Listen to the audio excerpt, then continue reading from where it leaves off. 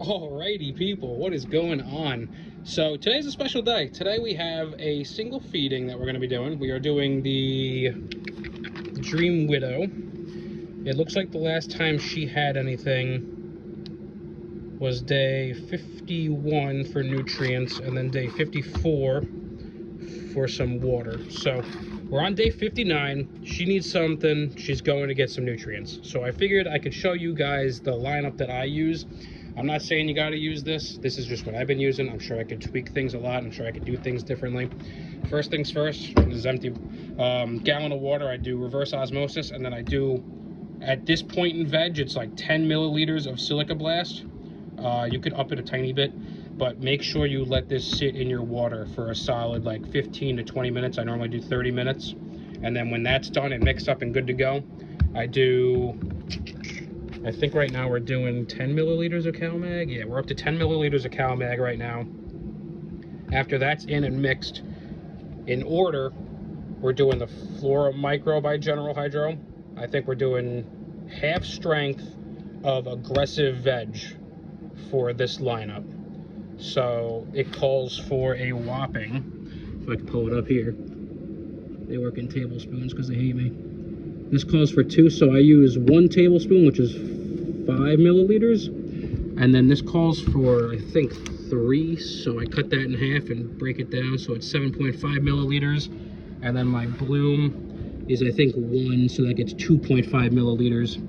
After those are added and mixed one by one, because I'm pretty anal about it, I then do Karma. Make sure to mix this up. It's seaweed extracts, things like that.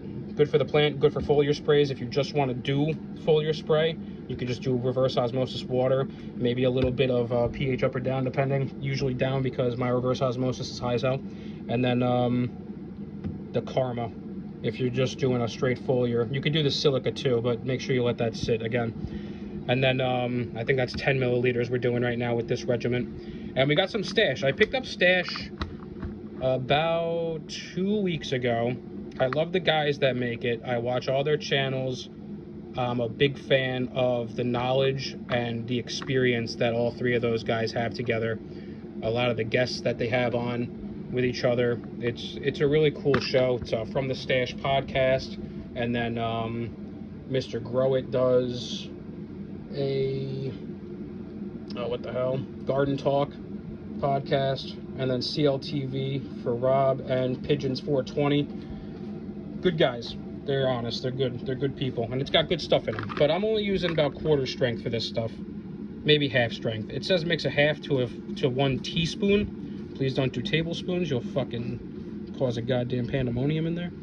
I usually, with everything else that I got going on, I'm just doing like a quarter teaspoon. It's a fucking small amount. It's nothing crazy. So that's my lineup. That's my aggressive veg lineup that we got going on. Oh yeah, pH up and down before you do your Stash. I think that's important. At least that's what I've been doing. I think the beneficials like that a little bit more. Yeah, honestly, that's really about it. That's 1 gallon of water for the whole feed regimen. And as a new grower, and even as an old head, I'm gonna say, make sure you keep your notes, man. Notes are so important. You document every little thing that happens. Every single day I can see I watered on a lot of these early days, which I think honestly stunted the plants a tiny bit. Granted, I was doing such a small amount of fucking water during these times. It was like milliliters, 10 milliliters, 20 milliliters, just slowly upping it. Nutrient on day 26, that was our first feed of nutrients with Silica, CalMag, and Karma at a 1.5, 1.5, and 2 milliliter. And then you can, it's just easier to go back in here and kind of see what's going on when you got all this kind of stuff. You can see where problems arose a week or so after a problem arose. You can go back and see, like, okay, did I change anything? What am I doing wrong? I fucked something up.